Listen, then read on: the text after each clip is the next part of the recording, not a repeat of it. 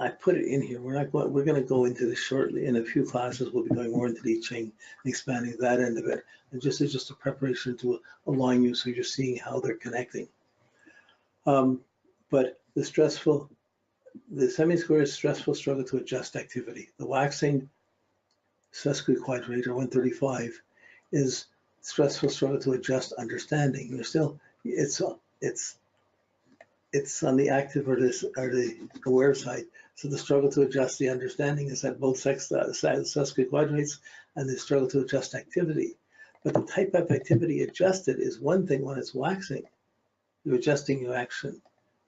You're adjusting the repercussions to actions. You're adjusting your action.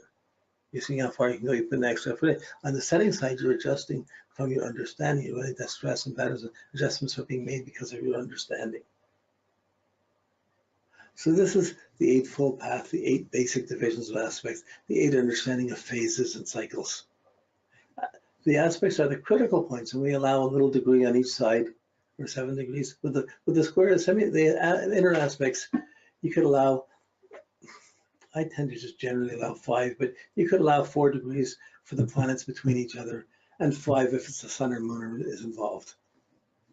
You can't go bigger than that because we went into other aspects, but this represents the whole area. So I allow for 5, but it's 4 with the planets. Yeah, say the 5 for the sun and the moon. Okay. So we're jumping from once we've got the 8 divisions, we've got the 8 aspects, the 8 phases. It just immediately goes right on to the 8 phases of the moon cycle, the aspect cycle. You see the moon phases. So we put the moon phases, the sun-moon relationship, around this wheel.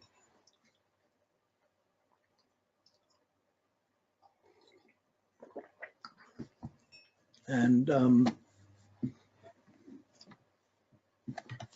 at the new moon, the moon and sun are conjunct each other, but it's the greatest darkness when the moon is close enough too bright. Unless there's an eclipse, we can notice the moon, but usually there's often not. It's only a couple of eclipses a year, 2 or 3 eclipses a year, so that when it conjuncts the nodes, but most of them it's just the dark moon. Everyone knows the full moon. People go bananas on the full moon, but there's a lot more activity happening in the dark moon.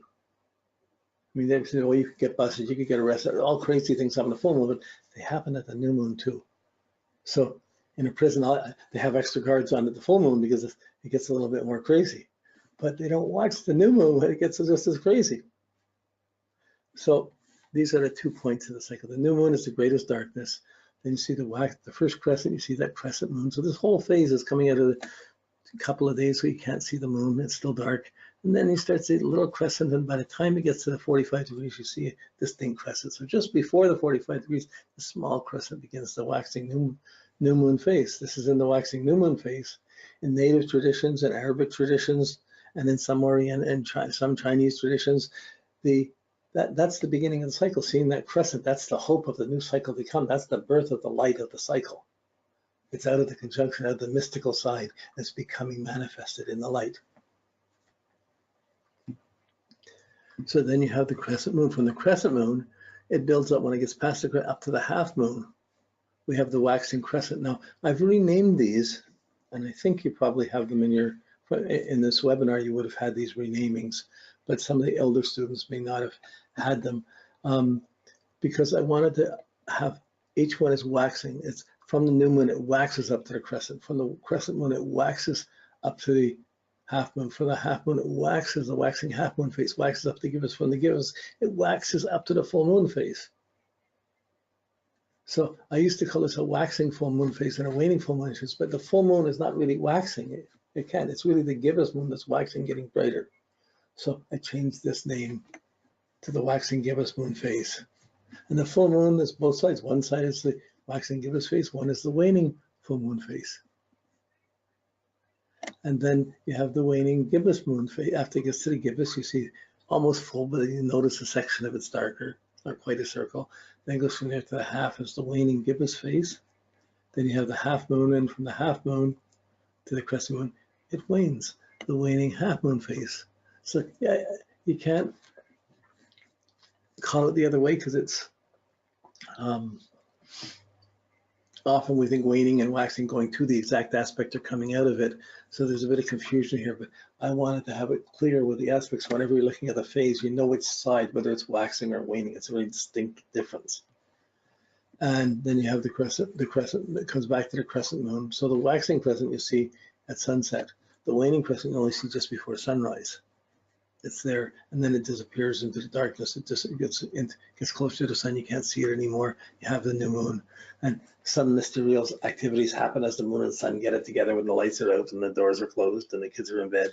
There's the conjunction, and then light mysteriously comes out and starts out action again. Of course, if the conjunction's happy or sad or different, it's going to, if depending on what happens here, it's going to affect the theme for the whole rest of the cycle. So you're born with certain cycles, like in your chart, you're born with an aspect. That's a phase of the cycle. It was going on from your last births, and all of a sudden you're at this stage, and at this point you have to carry it forward. But we're here, and we don't even know why it's here, or that we came from, that it came from before. Our whole chart is where we came from before. It's not just the nodes of the moon. Everything is from another lifetime. And we're carrying on here to see what we can do with it, so we can pass that baton on to our next lifetime, and we hopefully won't have so much to do. We'll have taken care of some things and move on to some other things. That's my approach. So the greatest darkness of the new moon, that's the conjunction. The greatest brightness of the full moon is the opposition. So it's against this pattern, you really see the aspects confirmed, and it really sets the standard of seeing it to relating to the other aspects, between other planets that don't have as clearly noticeable new moons and full moons. Like they still have the conjunction, the opposition that's still going on. So I use the phases of the moon as one standard. And then when I wrote the phases of the moon, it took me 20 years to write, because it kept being so subtle, relating the moon to the sun and trying to see which side, what's affecting who. I wrote it so many times and it was never okay. It took me many years to get it down to where I'm kind of content with what I've written for the phases of the moon, where it's aligned to this, where and it can be worked and seen. So but I like personal relationships, conjunctions, oppositions, and interreactions accordingly as one of the standards I relate an aspect cycle to. Where is it in that cycle? Well, it's there. How can Mercury and Pluto be at this point? How can Venus and Neptune be at this point? What it allows me to get a little closer into it. But I use the relation personally, personal conjunction, opposition, then the new moon, full moon, and I'm watching those. And then I have background and content with which to apply to other aspects and other conjunctions, where you can see where it's coming. I can begin to imagine or tune in a little bit better to them and see the implications of where they're going to.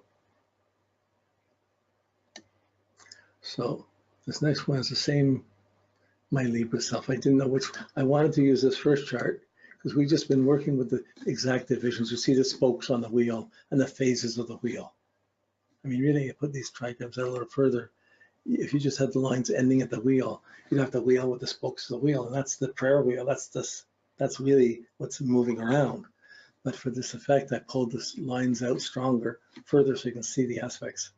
And you can see the distinct aspects and the phases between the aspects. Here, and you can see the I Ching is also put around it to represent the phases. Here, the aspects are still there, but I didn't draw the lines across the center. I put the yin yang, the moving in the light and the darkness across the center. And I put the I Ching is there, but in the with the colors after the greatest darkness, it becomes blue, purple, red, orange, red to orange, and then from the greatest brightness goes to amber, yellow, green, blue, green, blue, up to true blue, up to dark winter, like it would be the winter solstice, the midnight point of the IC. This is the new moon point. See, this one just puts all the same information as there. It doesn't seem as cluttered, but it includes, you can see the light and the dark changing as a cycle and circle. You can see the measurement of it by the trigrams. You see the degrees. The degrees are there, but as symbols. The actual phenomena is there, but as symbols.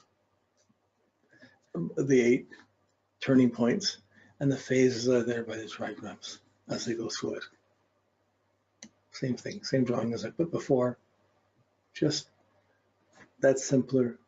In some ways, this is simpler, but it includes more. It allows you to wonder or contemplate more. And because we're heading towards deeper understanding of the I Ching and how it relates to the zodiac and to the aspects of everything, this is just preliminary, so you know, a little exposure in advance. Okay. Now, a lot of people, and generally in astrology, the common thing in America or in the Western world is, and even in India, conjunction is, well, not so much in India, it's more in the Western European American way. Aries is like the first house, is like the conjunction. And they interpret them all the same way. It's not that way. We've talked about this, how the third sign is just after midnight, the darkest 2 hours after the day, and the third house is just at 2 hours after midnight, the darkest time of the day. Whereas the third sign is the brightest time of the year, where it's the springtime, the brightest half of springtime leading up to Longest Day, and represents 2 months, two totally different things. They shouldn't be so easily related. In fact, astrology has made associations numerologically that isn't exactly correct for your observation.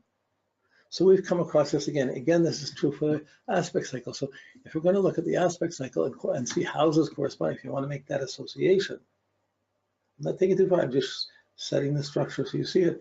At the greatest darkness is the IC. At the opposition would be the midheaven, the greatest brightness. But what happens here, because when we're working with the houses, we're looking, the planets rise and set. But when we're looking at the aspects, they're moving the other way. So here you see the house they're put in the opposite order, and it's going 3, 2, 1. The ascendant is the waxing square, 12, 11, 10. To the midheaven, then 9, 8, 7. Back to the minus, then back to the conjunction again, 6, 5, 4.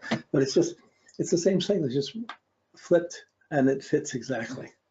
So the aspects are measuring one cycle, going one way, going counterclockwise.